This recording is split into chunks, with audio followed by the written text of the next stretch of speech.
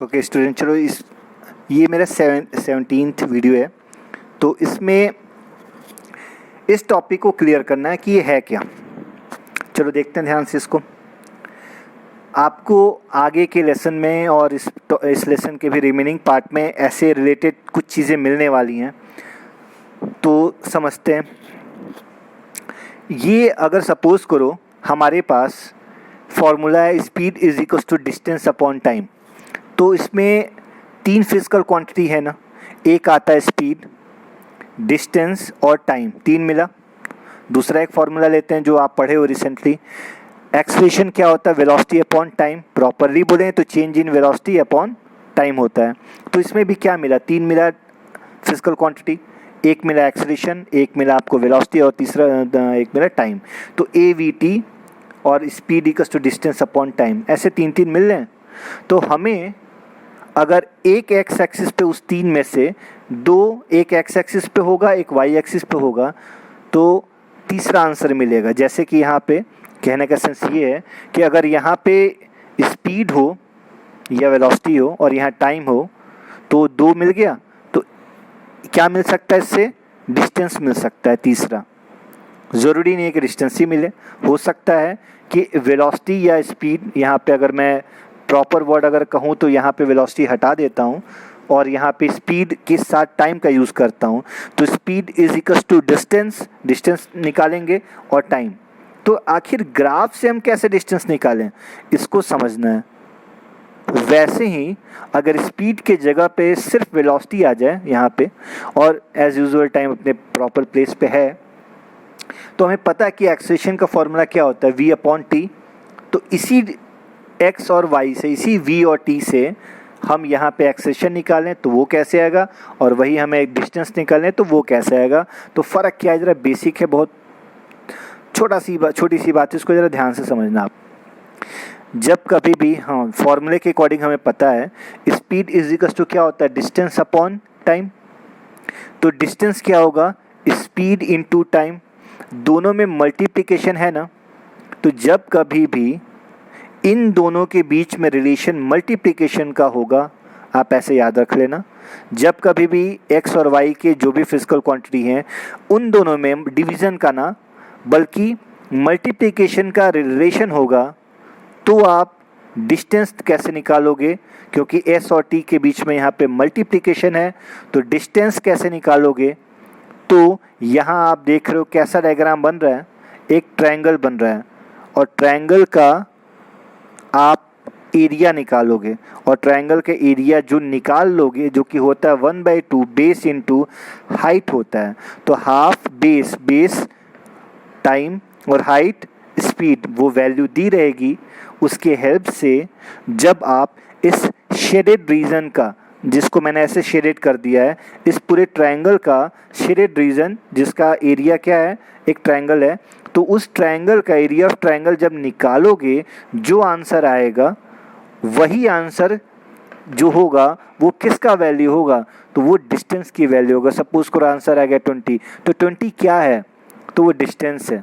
फिर से समझो, अगर हमारे पास x एक्सिस पे टाइम हो और y एक्सिस पे स्पीड हो, तो इन और यहाँ पे एक ऐसा रेक्टेंगल बना होगा या ट्रेपेजियम बना होगा, तो रेक्टेंगल का जो एरिया आएगा, वो अगर एरिया निकालते हो शेडेड हिस्से की वजह से, लेंथ इनटू ब्रेथ, और ट्रेपेजियम का भी फॉर्मूला आपको पता होगा, तो उससे अगर आप निकालते हो शेडेड हिस्से का, जहाँ पे एक T है और एक S है, तो जब शेडेड रीजन निकालते हो तो वो जब आएगा तो वो वैल्यू क्या होगा, 50 क्या है तो डिस्टेंस है, यहाँ पे 60 क्या आएगा तो वो डिस्टेंस की वैल्यू बताएगा, यहाँ 100 आएगी वैल्यू, तो वो वैल्यू किसको रिप्रेजेंट कर रही है, तो वो डिस्टेंस को रिप्रेजेंट करेगी कि हम कौन हैं, डिस्टेंस है। क्यों भाई, क्योंकि हम दोनों के बीच में रिलेशन कैसा है, S और T के बीच में मल्टीप्लिकेशन का है। तो जब ट्रायंगल या रेक्टेंगल या ट्रेपेजियम शेडेड रीजन घिरा हुआ हिस्से का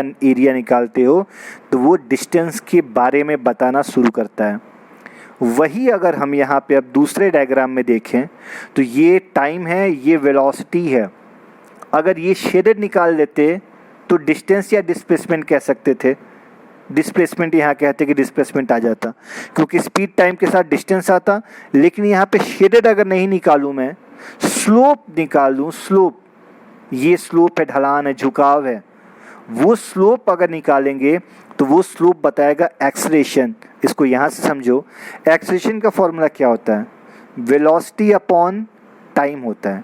डिवीज़न है इन दोनों के बीच में, इन दोनों के बीच में कैसा रिलेशन है, डिवीज़न या मल्टीप्लिकेशन।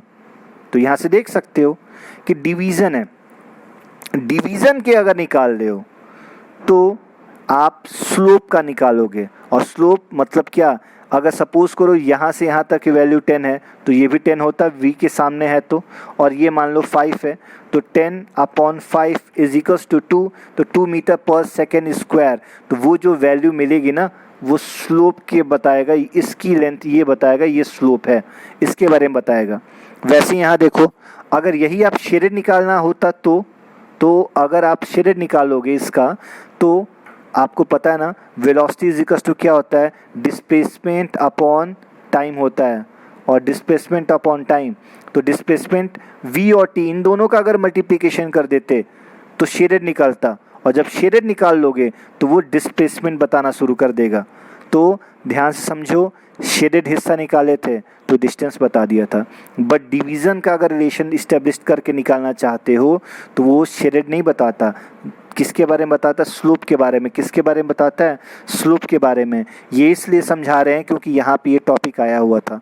तो यहाँ पे BD अपॉन AD, आपने डिवीज़न किया था, BD अपॉन AD, डिवीज़न कर रहे हो ना, और डिवीज़न करोगे तो डिवीज़न में स्लोप का आंसर आता है, मल्टीप्लिकेशन में पूरा शेडेड आंसर आता, जो कि आगे आपको सेकेंड और थर्ड डेरिवेशन में यूज़ होने वाला है। तो क्लियरली समझ लो कि जब कभी भी आप डिवीज़न वाला फॉर्मूला होता है इन दोनों के बीच में रिलेशन, तो जब भी डिवीज़न होगा तो वो स्लोप बताएगा। बिल्कुल क्लियरली समझ लेना। अगर मैं यहाँ बोलूँ speed equals to distance upon time होता है, डिवीज़न है ना, तो यहाँ पे टाइम एक है और यहाँ पे वाई एक्सिस पे डिस्टेंस है।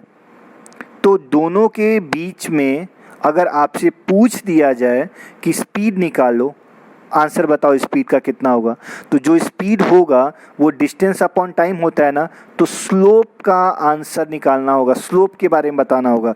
क्योंकि स्लोप निकालोगे तो डिवीज़न मेथड से ही निकल पाएगा, और डिवीज़न मेथड से आंसर क्या निकलेगा, स्पीड निकलेगा।